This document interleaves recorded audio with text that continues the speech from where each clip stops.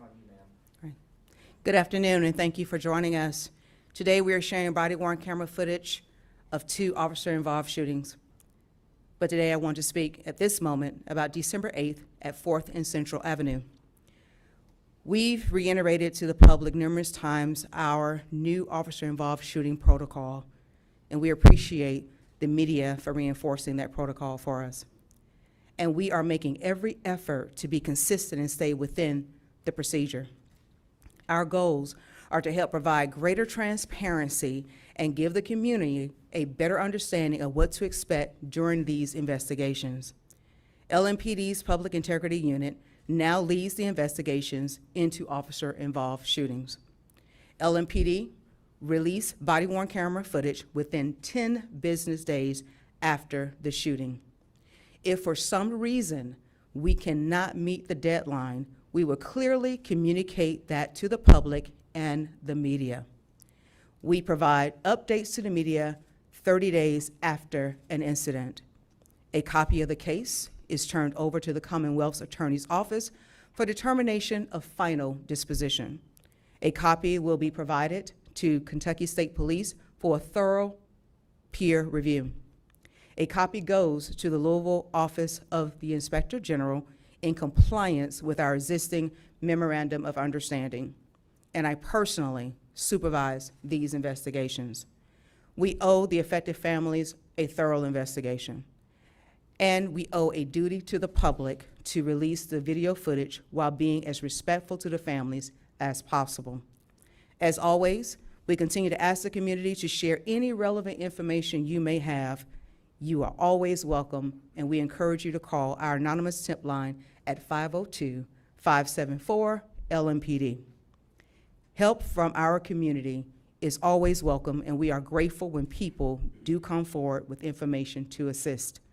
Now, Deputy Chief Paul Humphrey will walk us through the body-worn camera footage of 4th and Central Avenue.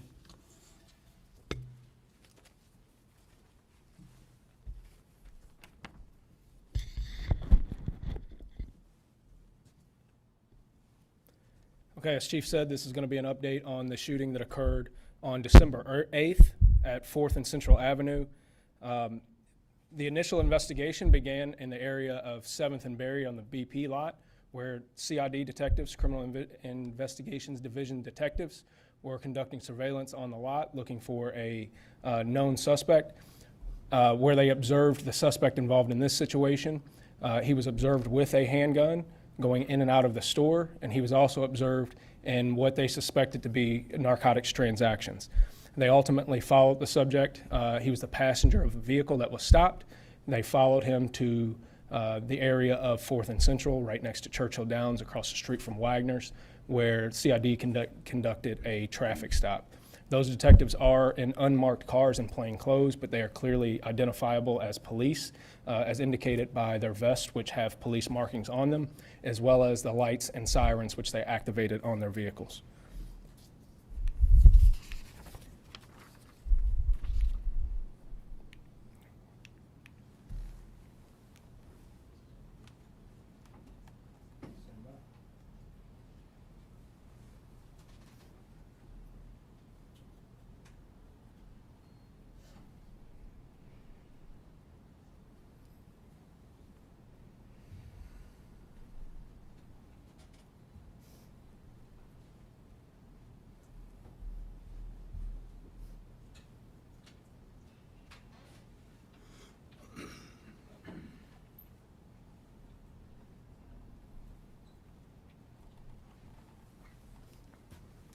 Just as a reminder about our body-worn camera, this is an independent view, separate from the perspective of the officer. It has a 30-second buffer, which means there is no audio for the first 30 seconds of the video.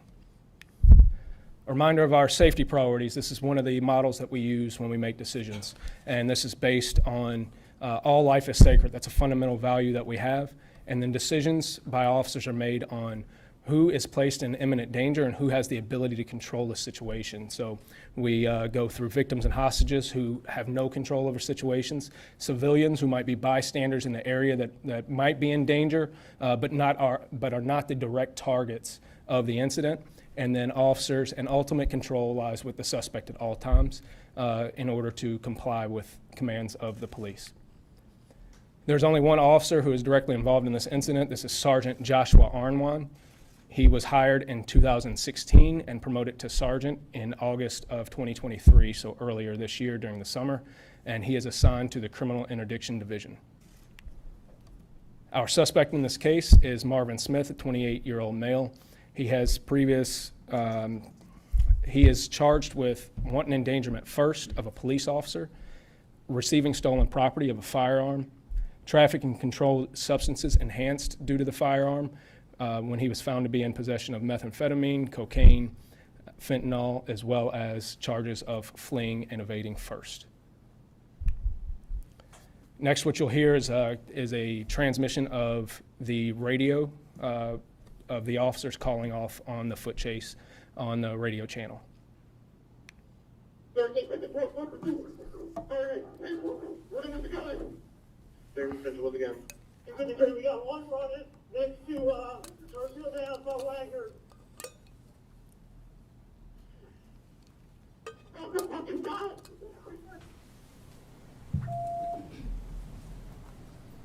It's our Wagner's running for the so far. Shots fired. 21 to the shot fired.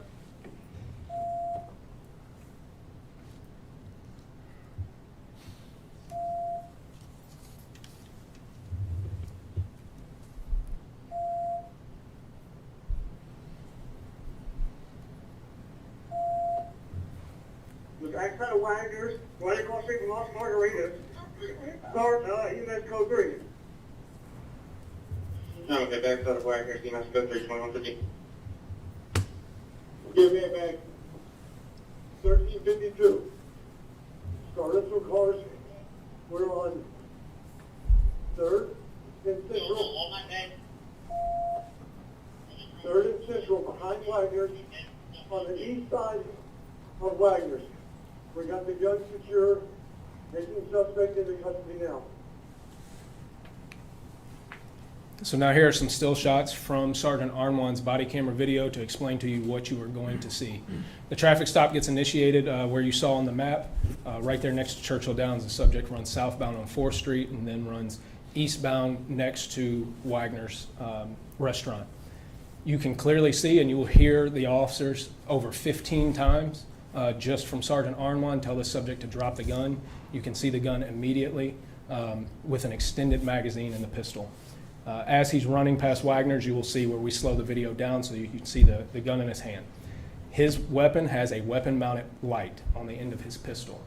That is a clear indicator of which direction the pistol is pointed at the time.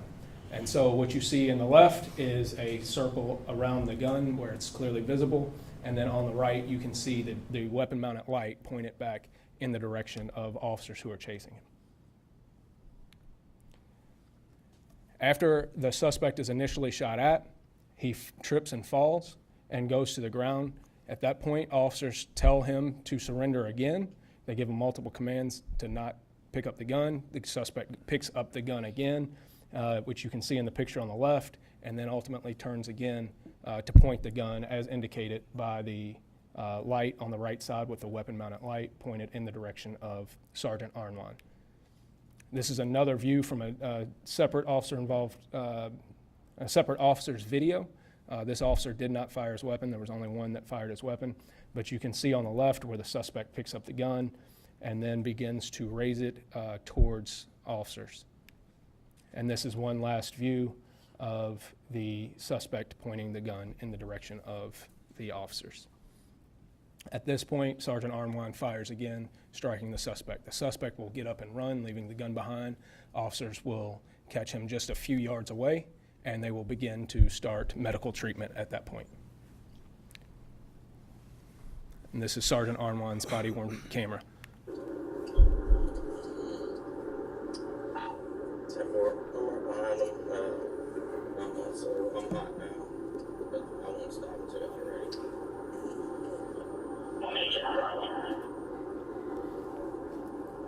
Get this truck up there in case he tries to do something crazy. Yeah, Jeremy, take the front. Sarge, take the rear. We're all stacked up.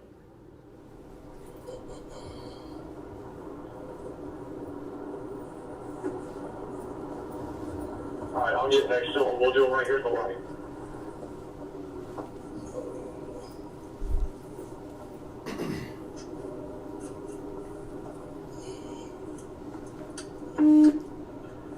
All right, here we go. We're in the far left turn lane. Left turn lane.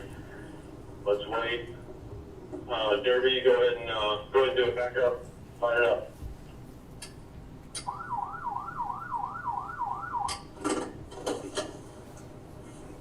Derby, you're good.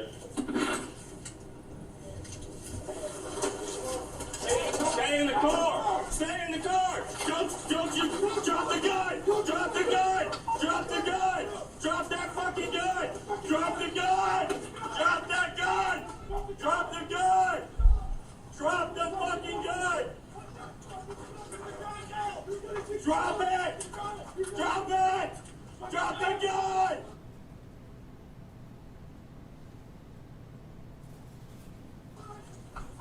Drop the gun! You're gonna get shot!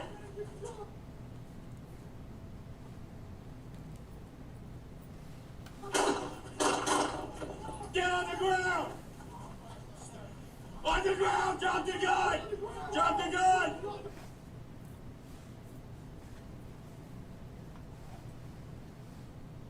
Drop the gun!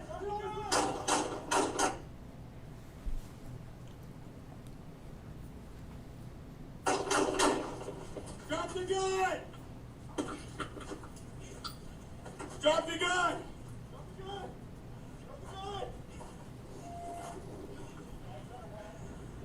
Keep your hands up! Keep your hands up! Let me help you!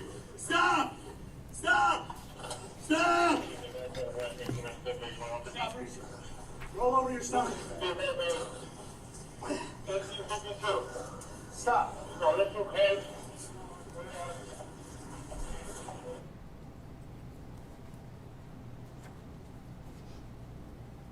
Hold my neck, and it's in the back seat of my car, or the trunk of my car. That green fanny pack's got medical stuff in it too.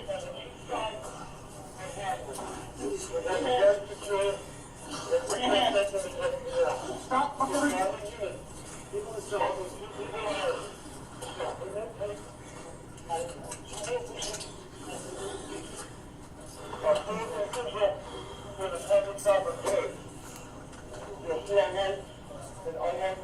Is everybody good? Yeah. Officers are good. You guys giving aid? Is anybody with the other car? I need cops!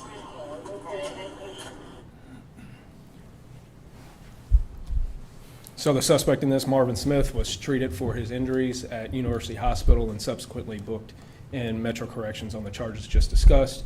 He was in possession of this firearm, which, like I said, had a weapon-mounted light, an extended magazine, and did have a round loaded in the chamber.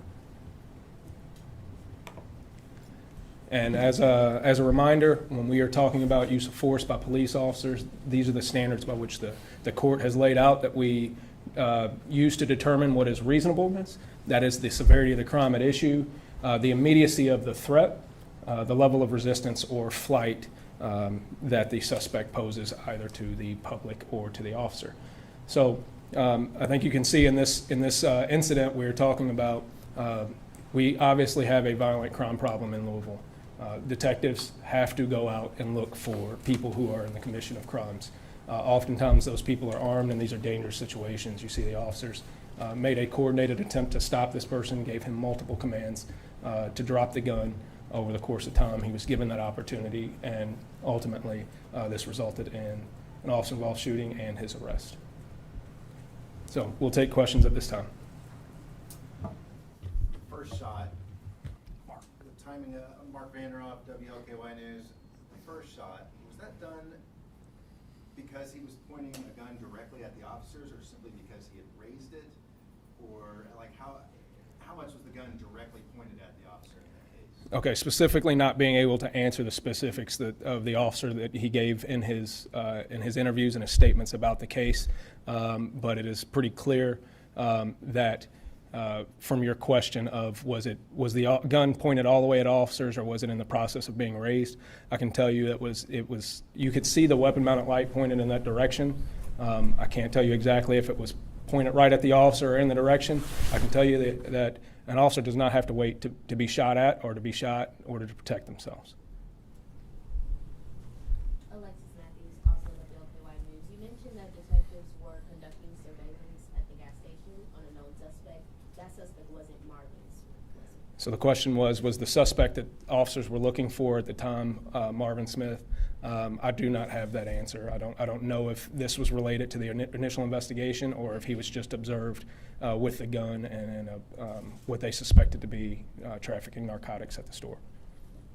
Stephon Johnson, WDRB News. Can you talk about the concern if he's running from officers but he's got a gun, if he gets away? So the concern of whether or not he gets away while he's running armed from officers. So obviously that's not normal behavior, is to run from a traffic stop with a gun. So there is some assumption or a reasonable assessment that this person could be a threat. We have a responsibility to take that person into custody before they encounter someone else and present themselves as a threat to others. Our primary responsibility above ourselves is to protect others, and so running in an area that might have other people. I understand that Wagner's was closed at the time, but you know how restaurants are. They have people working there and things like that at all times of the night, cleaning crews and things like that. So the officers need to immediately take this person into custody. That behavior is clearly dangerous to both the officers and the public. Can you speak at all to, and you pointed to this, the Isaiah, WHAS 11 News, he had repeated drop the gun so many times. Based on your guys' policy, is there a certain point where you make a decision to say, okay, I've given it all I can? Like, what led to the officer in that moment deciding to pull the trigger? Yeah, so obviously the circumstance changed at some point for the officer in his decision-making, is your question. So what is our guidance on what changes the officer's behavior and response? The officer clearly did not shoot this person as soon as he came out with a gun, so he didn't assess that as being a lethal force encounter at that point. And so something changed along the way, and that's part of what the officer has to articulate. And so factors that go into that are not black and white. They have to be based on the totality of the circumstances known to the officer at the time from their perspective. So any information that we get after the fact cannot be used to assess what the officer knew at the time. We have to base that evaluation on what the officer knew at the time. So those factors are going to be something like his level of resistance, which means not dropping the gun, not stopping. The level of effort that we've put into trying to get him to come into compliance, that he's continuing to resist at that point. Do I have any ballistic cover? Is there anything in between me and the suspect that would stop a bullet if he does shoot at me? Are there the possibility that if he goes around this corner, there are people there that I can no longer protect? How close am I, which means that my reaction time, my reaction gap is now compressed. So when time, space, and ballistic cover are compressed or taken away, those decisions to have to use lethal force now start to rise to the level that we're going to get there. Does that make sense? Mm-hmm. Okay. Natalia with Wade, did he have any warrants? Was there anything in his criminal history to tell us what kind of trouble he might have gotten into before? So was there anything in his criminal history about what he was involved with before? I don't know about his criminal history. Do you know his criminal history? Okay, yeah. So I'm not going to be able to speak on his criminal history right now. So, not that I know of. Does anybody else have a question pertaining to this? Yes, sir. Lovin, Associated Press. He lived. Can you say how many times he was shot and what's his condition now? So I don't know exactly how many times he was shot. I know he was shot multiple times. He is in good condition. He's been released from the hospital. This was, I think, exactly 10 days ago now. He was released a few days ago, transported to Metro Corrections, and as far as I understand, he's in good condition. Yes, ma'am. Going off of that, what's the status of the officer at the moment? So what is the status of the officer at the moment? No officers were injured in this, fortunately. The officer is on administrative leave pending the investigation, and he will go through our normal process of dealing with the PIU investigation and the professional standards investigation for the administrative side of it, and he will go through our process for return to duty as far as requalifications, any training that he's required to do as a result, and meeting with psychologists to make sure that he is healthy to go back to work. And we will make a determination when he gets to go back to work. And what's that timeline? Are we looking at a year? No, so that timeline is that's something that we've been working on a lot as far as that timeline, and different administrations have handled it differently. We are no longer waiting necessarily for the Commonwealth to have a charging decision, which is what some administrations have done in the past. So we will make an evaluation that will go to our performance review board, which has a set of officers from all different aspects of the department, subject matter experts. They will evaluate it, and we will evaluate whether or not the officer can go back to duty and what stipulations we're going to put, whether it's training or anything like that. In most of these situations, we can make a determination whether or not we feel comfortable putting that officer back on the street based on that totality of circumstances. And so we are probably looking at somewhere between 3 and 6 weeks for that officer to be on administrative duty. Now, he might be back at work in a non-enforcement capacity in the meantime, though. So, all right. Okay, this time we're gonna take a hard stop, 5-minute break, so we can prepare for the next press conference involving the court and have the off sheet. Next, I have you over there, please.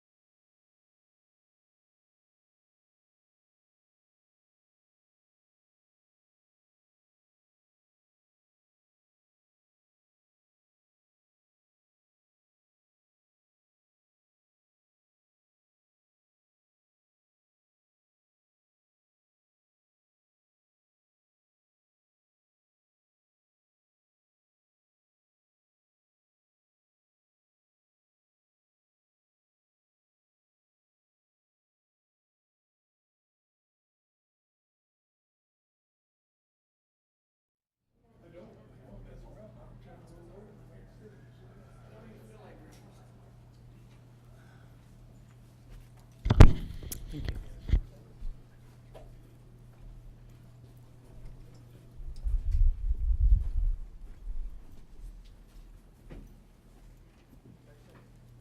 Is everybody ready? Chief, on you, ma'am. Good afternoon again.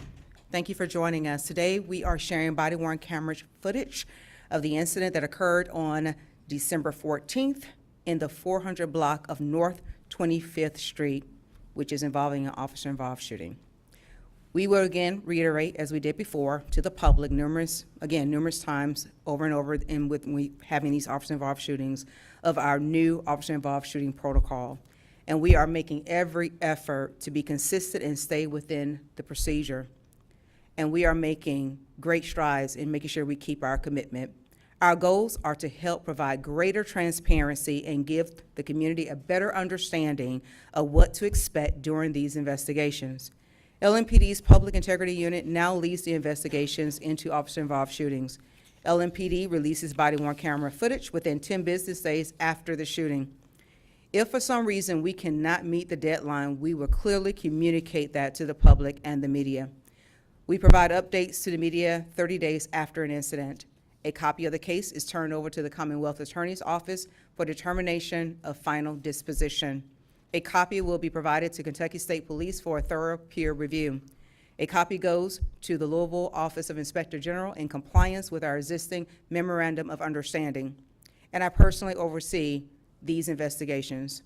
We owe the affected families a thorough investigation, and we owe a duty to the public to release the footage while being as respectful to the families as possible. As always, we continue to ask the community to share any relevant information you can with us by calling anonymously at 502-574-LMPD.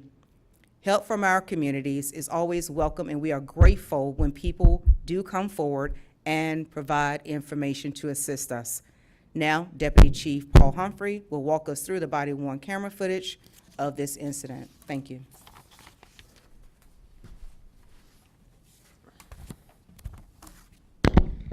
Okay, good afternoon. This is going to be an update on the officer-involved shooting that took place on December 14th at approximately 8:45 p.m. at 429 North 25th Street in the 1st Division. We received a 911 call of a person being held hostage at that location, and 1st Division officers responded, and the situation ultimately ended in an officer-involved shooting involving one victim and one suspect being injured. And just a reminder, our body-worn cameras do have a 30-second buffer where there is no audio that will be on the beginning of it. It is an independent third-party view. It is not the exact view of the officer, and the officer's perspective is still a important part of this that is separate from what you see on the body camera, and I will explain how that comes into play here because one of the body cameras does not show what the officer sees because of its positioning.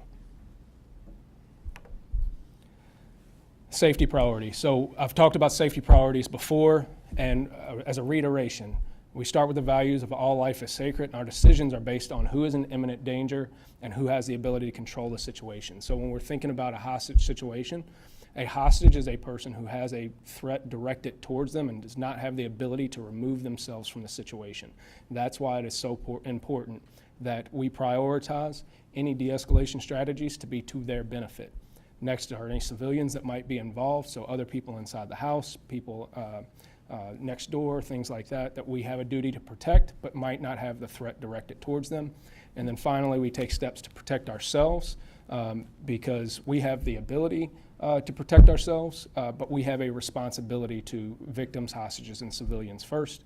And the suspect has the ultimate control of every situation. If we make decisions the right way, any decisions to use force are ultimately because of the decisions that the suspect made, and we try to put ourselves in the best position possible if that has to happen.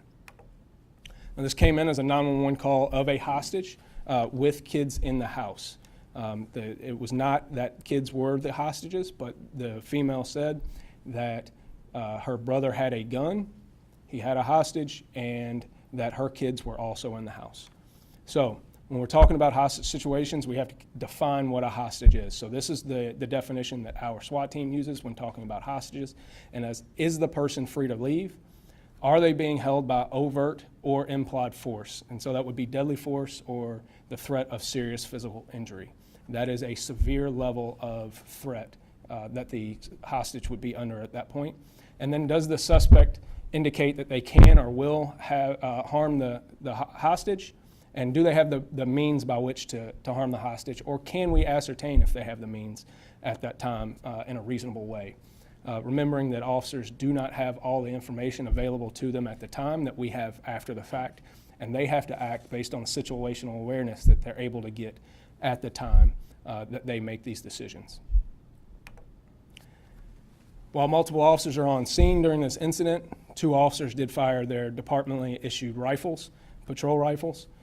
They are Officer Shane Edmondson and Officer Jeffrey Goldman. They are both assigned to the 1st Division Patrol, and they both graduated the academy on March 31st of this year, in 2023. The involved suspect is Kenneth Clark. He is a 30-year-old male, and he has a fairly significant history, including receiving stolen property and other charges that he was just let out of prison on in October. The victim in this case is going to be John Robinson. He was a 23-year-old male that is shot and killed by Mr. Clark.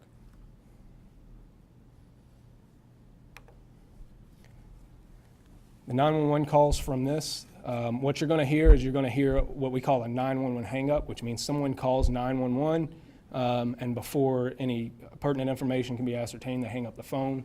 We automatically call back in those situations to ensure that this wasn't just an accident and see if anything was going on. So you will hear that call back. That phone is ultimately disconnected again, and there is another 911 call.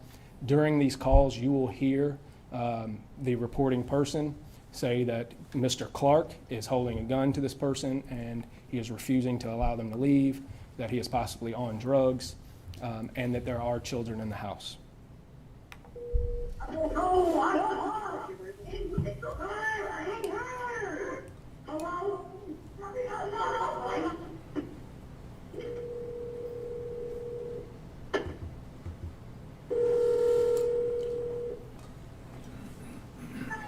Hello? This is not Columbia. I need that from this number. Do you have an emergency?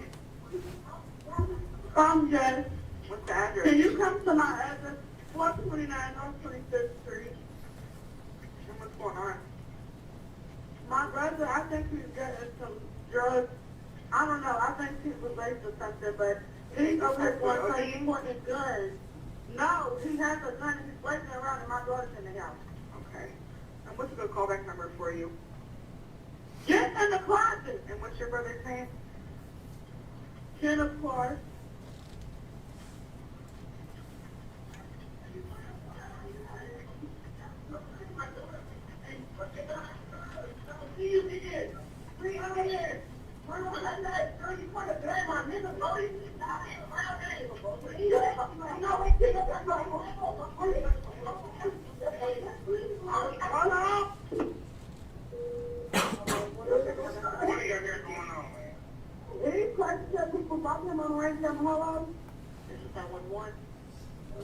Yes, can you have someone assist in my house? What's the address? North 25th Street. Okay, what's going on there? My brother, he's on drugs and he got a drug pointed at my friend, and he will not let him leave out the door. Okay. And my daughter and my niece is in the house. Okay. What's his name? Kenneth Clark. Curry. What race is he? What? What color clothing is he wearing? Okay, so while officers do not hear those calls, that information is relayed via dispatch to the officers. You can hear the volatility going on in the background, and she's relaying that this subject has multiple guns and is pointing guns at people. So he's clearly presenting himself as a deadly force threat to people inside the house. I understand it's hard to hear. Several of these videos are going to be hard to hear. I will do my best to explain to you what is being said if you do not understand it. Next video is going to be body-worn camera of officers making contact with one of the females inside the house. They have been on scene for several minutes at this point. but you will clearly hear her state that the subject is pointing guns, that he is not allowing the victim, John, to leave the room, and that you will hear his state of mind be described in the next 2 video clips by this female. It was me and her. How did he even stop it? Me and Devin was in there at first. We was in her room. And we heard knocking at the door. Where the kids at? But when we was back there, he came knocking on the door. It was my friend. He was just putting a gun to the street. Does he still have the gun?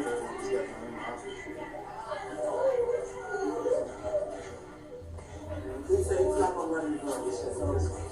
He feel like he's setting him up. Yeah, he doesn't want to stop it.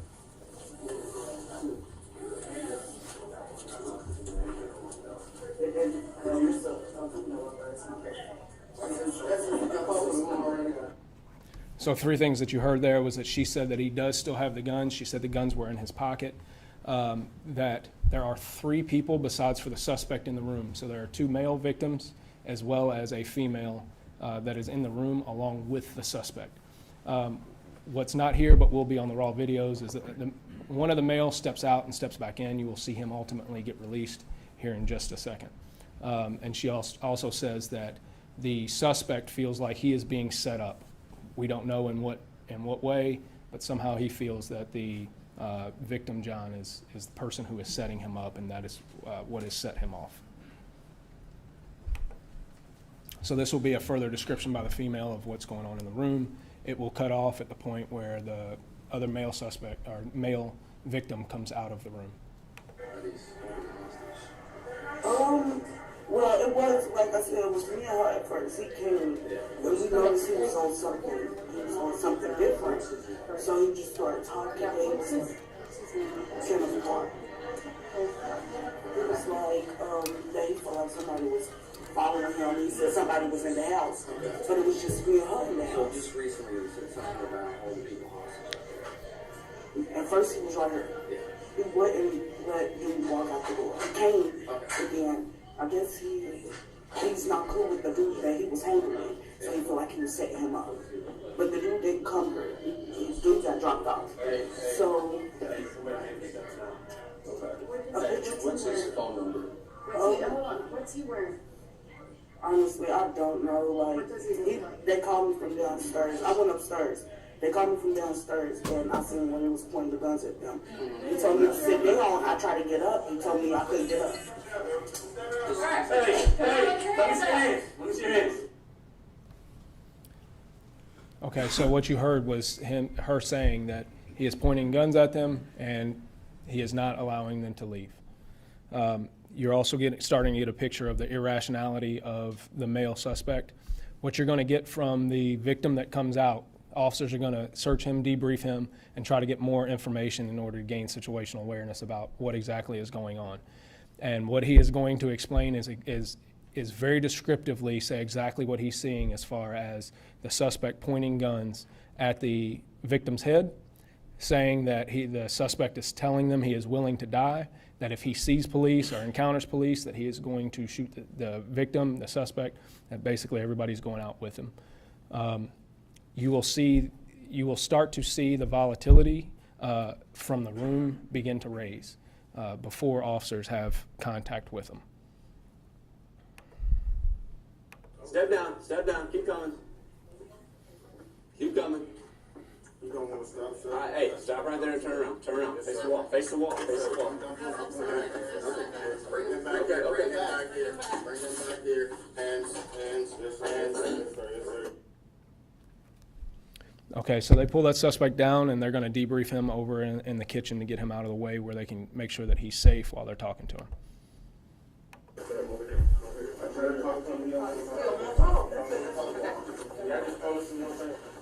Listen, bro, I ain't trying to be no two. Listen to me. Two at 2 times, man. He got up to my dog's head, bro. So your dog or your friend? It's my friend. That's my dog. It's my nigga. Bro, and this sister, he's tripping. He's saying we after him, bro. We just got her. Literally, he got a total of three. He got one to a head, and then the other is his big sister. You said he's holding a gun to it. He's holding 2 guns to my dog's head, bro. I promise y'all. Look, he's tripping, and he's willing to die. Yeah. So if y'all listen, no. Okay, I'm gonna say my nigga. I mean, my brother. Let me say my brother. My dog means my brother. My brother's up here. His big brother got 2 guns to his head. It's like he's ready to die, man. So he's willing. If he sees some police thing, he's willing to die. Instead of he's gonna shut the police mouth. I try to talk to him. And he got him, he's like this. I'm ready to show you this, but I ain't got nothing. He's like this. I want to get my good side. If I see him, they going with me. So I just want y'all to know that the door don't got no lock on it. I don't know nothing about nothing. All I know is if y'all, he's too police, I don't know. He's tripping, man. We appreciate it. He's on some shit. Yeah, so I know if he see y'all, he's really probably gonna shoot, bro. Is he on something right now?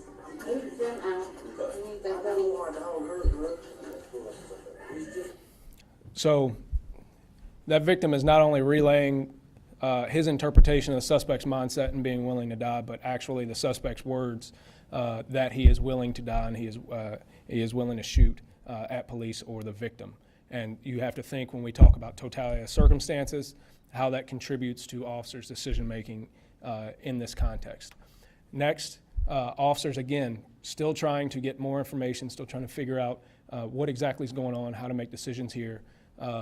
They FaceTime with the other female victim that is being held hostage inside the room. This is the suspect's sister who is in the room also.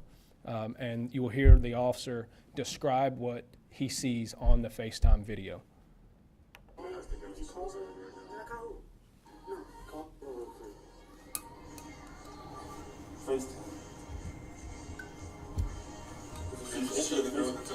Yeah, that's you. It's okay. It's not this time. Don't put your face in. I don't want him to think it's not this shit. Look the camera. Is he straight yet? How is he sitting? They straight. See, let John come out, man.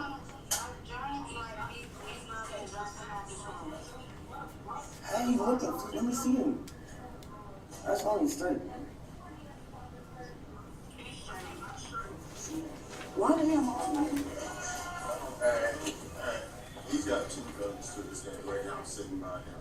So she's sitting. How is she sitting in that room right now? She's sitting by the door. Yeah. Okay, so they're across the room. Okay, so this is how my room set up. When you walk in, there's ain't nothing in there, so it's stuff on the floor. But when you walk in, it's the wall. Then she's sitting on against the wall. That by the trampoline, so the others went across so my bed. What's his name? Dang, Mom, who's it? No, that's Yeah, we need you guys to step out now. So in the meantime, officers have requested additional resources from other officers in addition to calling for a SWAT quick react team in order to try to bring more resources to bring this to a situation to an end. You heard the suspect or the victim here that was outside ask if he was straight, and you hear the victim inside say, "I'm not straight. He is not okay," and they are refusing to let him out. You hear the female victim say on that FaceTime call that he is not letting John go. The next clip will be from Officer Goldman's body camera at the bottom of the stairs. So this incident occurs over the course of 15 or so minutes, a little bit more than 15 minutes that they are there, and there is a clear escalation of the behavior that's going on inside the room. So what you will start to hear, it is difficult to hear because this is up the stairs, but listen for the officer to repeat what he is hearing from the top of the stairs. You can hear this go from a calmer situation to begin to start to get escalated almost to the point that it sounds like there's a physical confrontation inside. The suspect starts to explain or yell that he is going to sacrifice people in the room, that he is going to make sure that the victim is killed before he gets killed.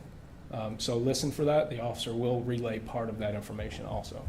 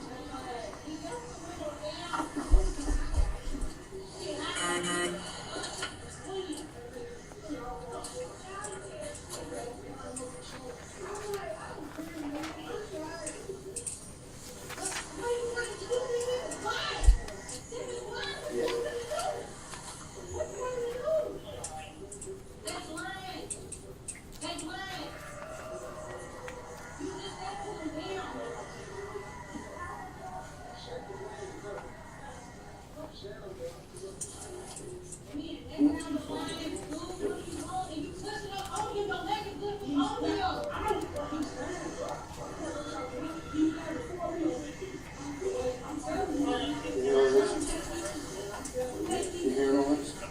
He says he's going with her because he needs to be sent up there.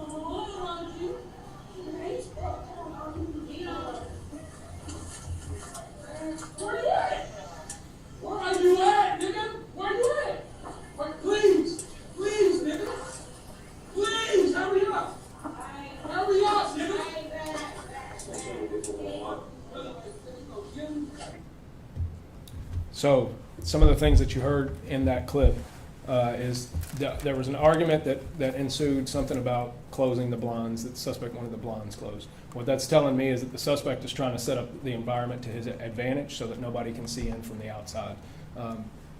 From my experience, that's a pretty good indicator of his intention to not surrender and to set up an unwinnable situation for us. He also said you are going to die before me or with me, to the victim, or explaining that to the female inside, that the victim is going to die in this situation also. He is showing his intent. You can hear the voices be escalated, and you can hear how the temperature in that room is starting to go up. This situation is rapidly deteriorating, out of control, and the level of imminence of danger to the victims inside is clearly starting to raise. Next, you'll see Officer Edmondson, who takes over the #1 position from Officer Goldman. He will position himself on the steps. And as he hears this begin to escalate, they make a decision to go up the stairs. A basic principle of hostage rescue is cut down the distance between the victim and yourself, so that if you have to effect a rescue, you have the least amount of distance to go. That's part of what these officers do here, is go up the steps so that they can cut down that distance, gain greater situational awareness, and be able to put them in the most advantageous position in order to make an attempt to rescue these hostages.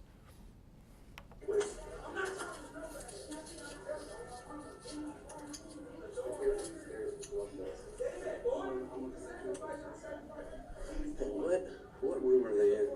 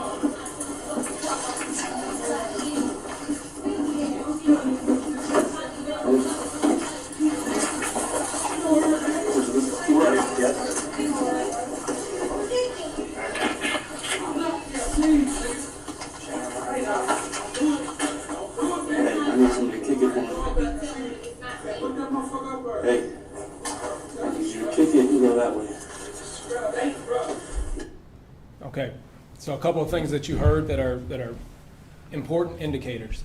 When you hear things like, I'm going to sacrifice you, or I love everybody, those are pretty good indicators that this is about to come to an end and some kind of action needs to be taken fairly quickly in order to make an attempt to save this hostage's life. So the officers will move up to the stairs, they will position themselves on the door, and they are ultimately going to kick the door and try to make entry in an attempt to save the hostage's life. I will show you a series of slides and explain to you what you're going to see once that door gets breached and opened up, so that you understand when you see the video exactly what is happening, because a lot of things happen very, very quickly, and so I want to be able to you to understand it the best that we understand it at this point while the investigation is still ongoing. So the door will come open partially. You will see Just on the edge of the door, that is the suspect's right arm and right leg. He is holding a gun pointed directly towards the officer. He's actually pointing it at our victim in this case, who is standing behind the door. So that is the view of the suspect's arm as it starts to move as he fires a shot into the head of the victim. Ultimately, that is proved to be a fatal shot, and the victim begins to fall. Officer Edmondson begins to return fire. Where you start to see the victim fall, you see his hand exposed at that point where he begins to fall, and you see a more clear indication of the suspect's gun. This is where I'm talking about. The officer's perspective is different from the video perspective. The officer is wearing his video camera chest high, so it is not going to be an exact match of what the officer is able to see at the time. So as the officer returns fire, he does strike the suspect in the arm. The victim begins to fall, and there is a more clear view of the suspect's gun and the victim falling all the way to the ground after being shot in the head by the suspect. Next will be the body camera from Officer Edmondson, picking up where it left off the last time. You are going to hear 3 distinct cadences of shots. When the door comes open, you will hear a single shot. That is the suspect shooting the victim. And obviously, I'll need to reiterate, this is the best of our understanding based on the video and all of the ballistic evidence that we do have at this point. So you will hear a single shot immediately. You will hear a series of rapid shots, somewhere between 3 and 5 shots. Those are the 2 officers firing shots. We do not know if the suspect fired shots during that same time period. The last 3 shots that you hear appear to be solely from the suspect inside the room. You will hear a single shot and then 2 final shots. The suspect is ultimately shot by us, and the suspect also has a gunshot wound to the head. We are trying to ascertain whether or not that gunshot wound is self-inflicted or whether we shot him in the head. He is still in critical condition at this time, and we will not be able to confirm that just yet. Hey, please!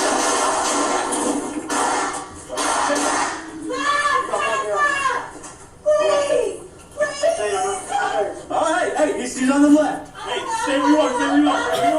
Stay there, stay there. Hey, get up and run to us now. Get up, go. Downstairs. Anybody else in there? We got one down. Hey. Back up. Give me the shield. Chill. Is there another person in there? I think there's supposed to be one more. Yeah, on the right side. You see the back, Betty, look through the crack. Hey. Back it up.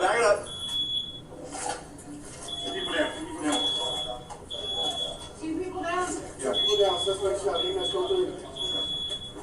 Can you see the other guy? Is he down? I can. Can you get that door open more? No, we're walking. Down. 2. Hey, if they're not moving. Yeah, we need to bring her in. Take the shield in. Come on. Go. Watch it. All right.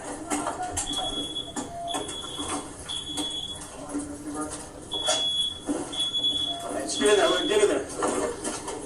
Watch your hands. All right. Too many people don't crowd. Hey, somebody come get hands on now. Fuck.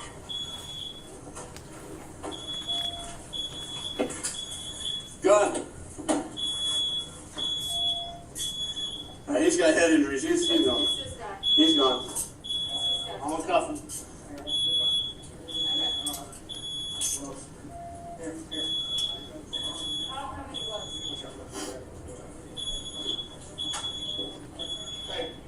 Yes.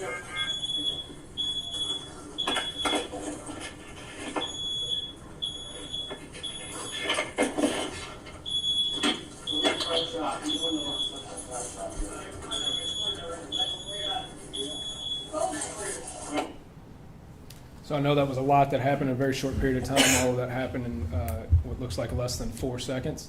I'm going to show you the video from Officer Goldman's perspective on the steps. This is not a very good perspective for you because the way he's positioned on the steps and where his camera is, you can't really see anything because the wall is blocking his view. But Officer Goldman did fire his weapon as well. And so this picks up when they first ascend the stairs and go to the door.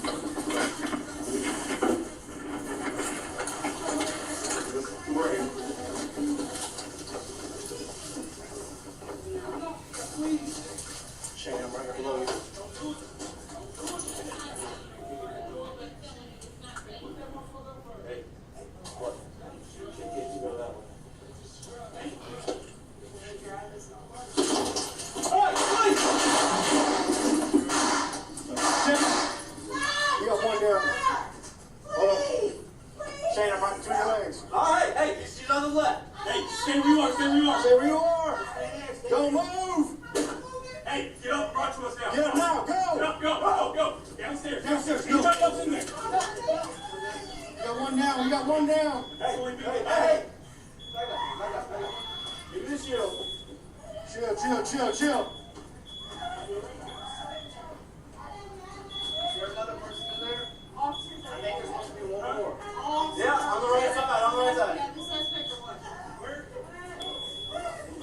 You see through the crack, Petty? Look through the crack. Hey, Petty. Back it up. 2 people down. 2 people down? So after that, officers will go in and render aid. You'll see that they pull 2 guns off of the suspect, one from around the suspect's left side and one from underneath the suspect. That'll be this next video. There's another gun. Watch out.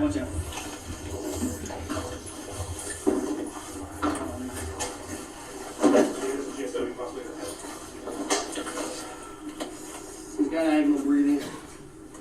We need to get him out of this room. You trying to get to him? It's all right. Thank you. No, all right.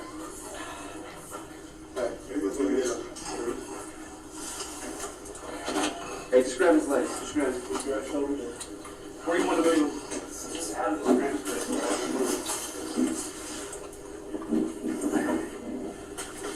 Ready? He's going to be cut. All right. What's up? Why are we moving him right now? And we got the guns. It's good. I'm just going to open this up. Let's just work on that. What do you need from him here, man? I'm trying to assess. I got no pulse.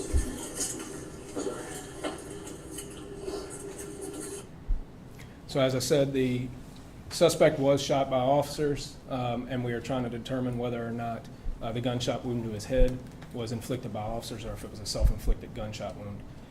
The victim, Mr. Robinson, was shot in the head by the suspect. As he fell to the ground, he fell in the path of officers' shots and was shot by an officer as well in the torso area.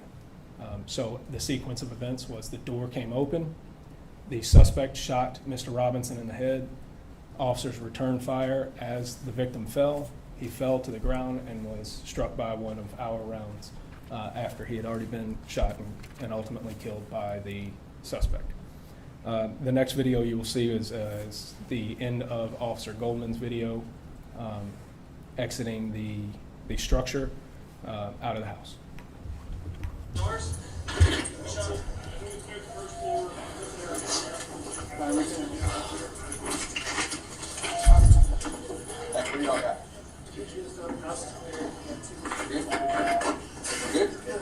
Can anyone advise if there's been anything first?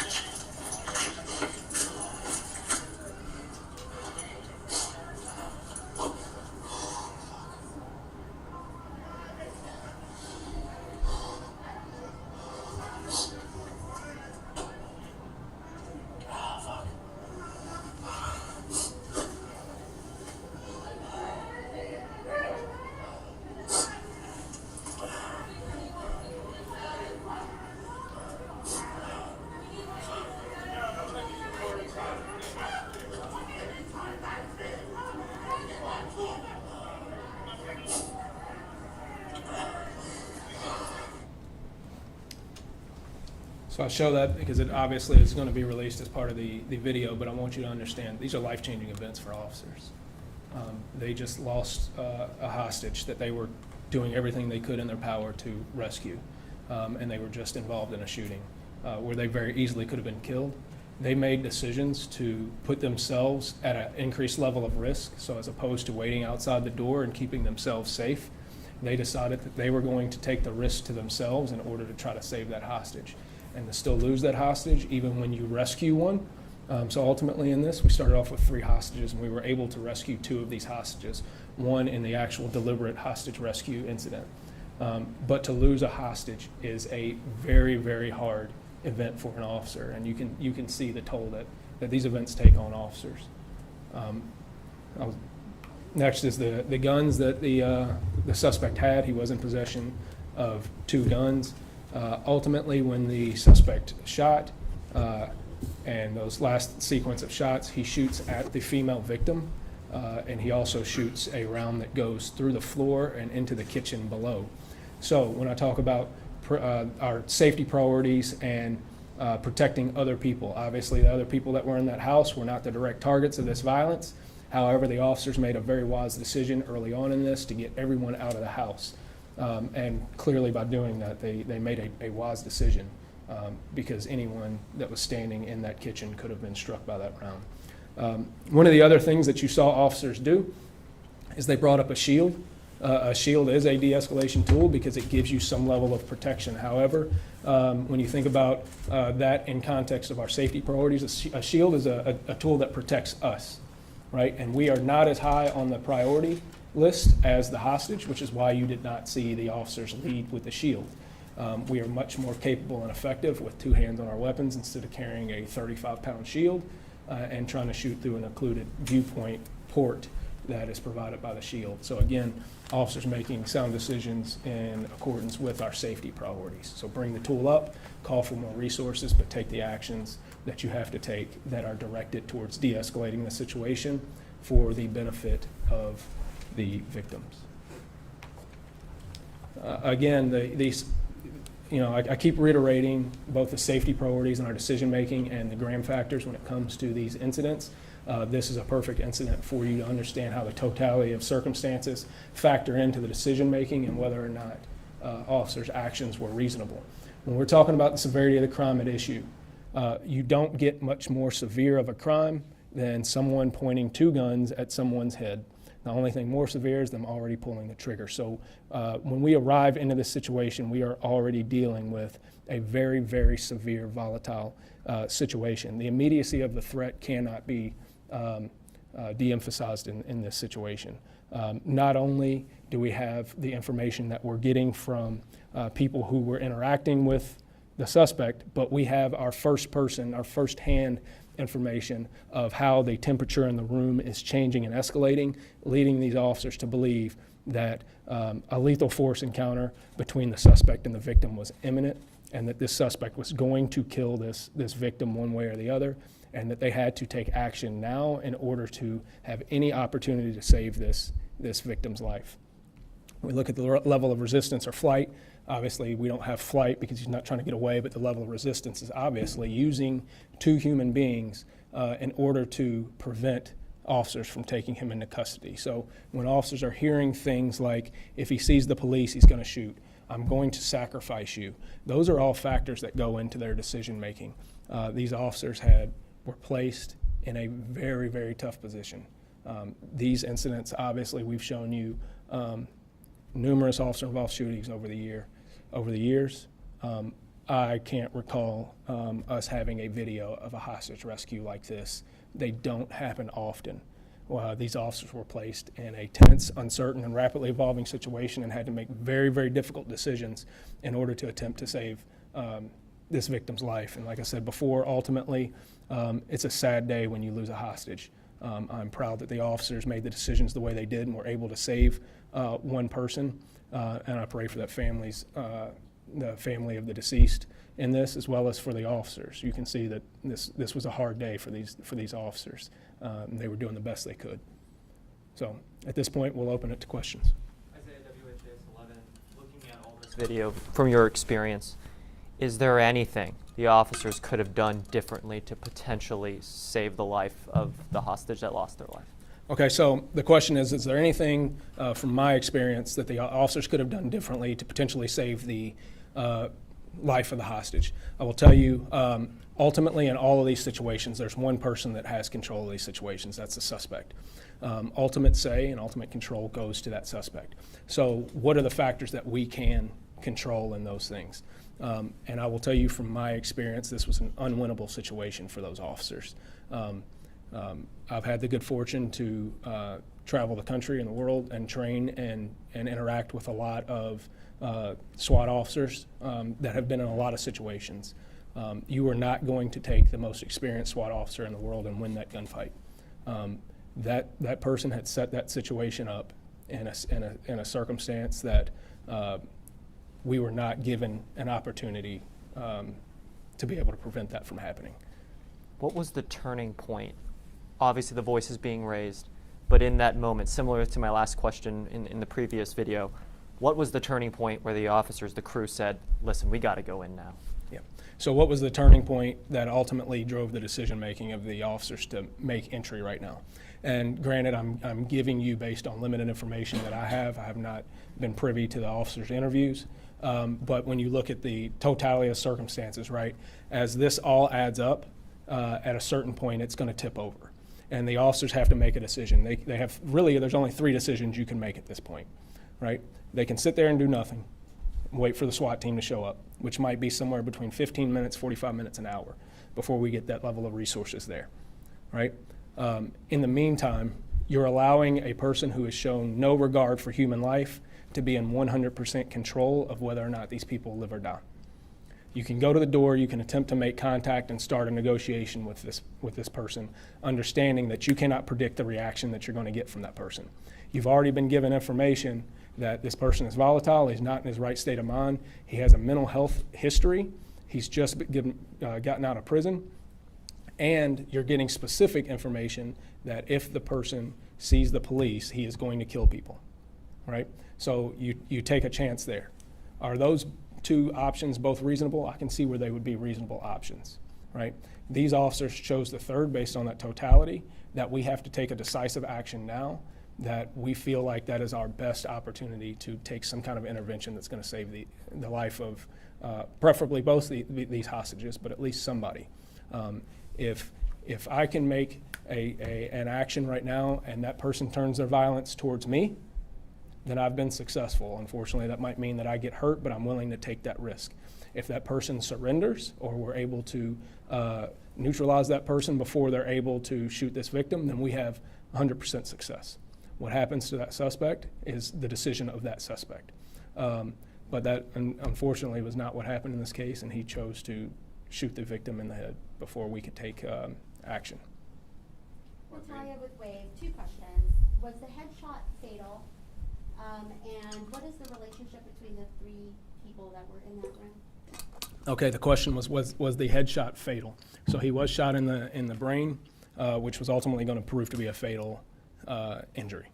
And he did ultimately pass from the result of his injuries. And your second question was, what was the relationship between the people in the room? We haven't established a relationship between John, the victim, and the suspect. I don't know the nature of that relationship. You heard earlier in the videos that he felt some reason why the victim was setting him up. We don't know what that means, what that was about. If that was something related to him being on drugs, mental health issues, if he had committed other crimes that he was afraid he was going to get in trouble for, we don't know any of that. As far as the female in the room, I think the female was the sister of the suspect. Mark Vanderhoff, WLKY News. What kind of services do you provide officers after these kinds of situations? So the question was, what kind of services do we provide for officers in relation to these situations? So, recently we've talked at length about our new wellness program and our wellness center that we've established. And we have a full-time peer support sergeant, full-time wellness lieutenant, and their job is to coordinate resources. That is what they do 24 hours a day, 7 days a week, is make sure that officers involved in these situations and other situations, it's not just this, I think people, obviously this is a traumatic event. And I think people look at these events and they think those are the things that get officers. Well, one, we have daily stressors in our lives just like everybody else, and that takes its toll. But the toll that really is taken on officers, these events have a tendency to just be the straw that breaks the camel's back when an officer has issues. We are exposed constantly to bad lives. We don't interact with people on their best days. And that takes an emotional toll, and it's cumulative over time. And that is why we are dedicating resources. We make sure that we now have a full-time chaplain. We are in the process of reestablishing a full-time mental health service that's going to be available 24 hours a day, 7 days a week for officers. We have the employee assistance program for emergency services. We have contacts in the community with mental health services that we can direct officers towards. Do we always get it right? Are we the best at it? Maybe, maybe not. But we are definitely putting efforts into making sure that officers emerge from these events as healthy as possible. Yes, ma'am. Kathy Patel, Spectrum News. There's a big discussion of social workers in situations like this. This incident is done, but could this incident have benefited from a social worker to help de-escalate earlier into the night rather than what we just saw? So the question was, could this incident have benefited from social workers being involved earlier in the night? I don't know the specific circumstances that happened well before this. What I can tell you is that mental health services in this city are taxed, they're overwhelmed, and they did not meet the needs of the community. When we talk about, if we want to have a robust conversation about mental health services, we have to have a more robust deflection program. We are on the way to that. This would not have been a situation where we're sending mental health workers to. It is not a safe situation to put someone who can't defend themselves in. That being said, when we look at the mental health services that are available, we have to recognize and we have to be honest with ourselves about what's going on in the community. There are a lot of people in the community that are not mentally capable of taking care of themselves on a full-time basis, and we don't have those resources in the community to take care of them. If you look at every aspect of the criminal justice system, there is a local, state, and federal aspect of each when it comes to both enforcement, prosecution, and incarceration. We do not have that when it comes to dealing with people in the mental health system. While there are vouchers and there are programs that pay local entities back from the federal government, this problem is bigger than any city or state can handle. And there needs to be a federal aspect to being able to keep people in mental health facilities who are not capable of taking care of themselves. We ultimately do them a disservice, and it is inhumane to allow people who cannot take care of themselves to be out on the street. And I don't know what specifically his mental health issues were, but he was recently treated for mental health issues. And frankly, had he been in a facility where someone was seeing to those needs, we might be talking about a completely different situation where we're not having this press conference dealing with both his severe injuries that we don't expect him to survive from, as well as the victim who's ultimately been killed. Stefan Johnson, WDRB News. Do you know why he was in prison and how long he's been out?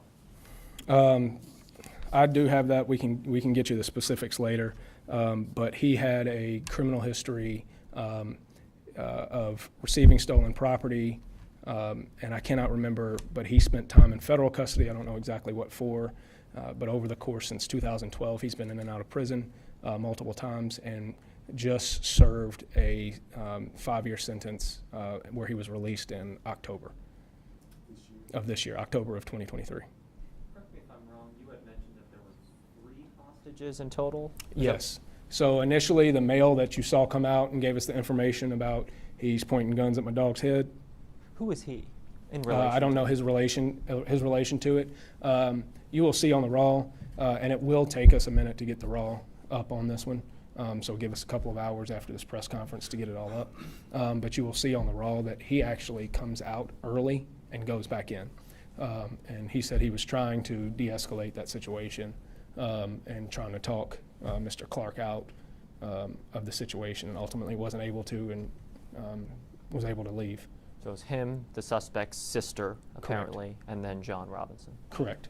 Had the sister in this case, had there just been one hostage, just John and the suspect in this case, would the response have been any different? Does that change things? So the question is, had there been just one suspect and one victim in the room, would the response be different?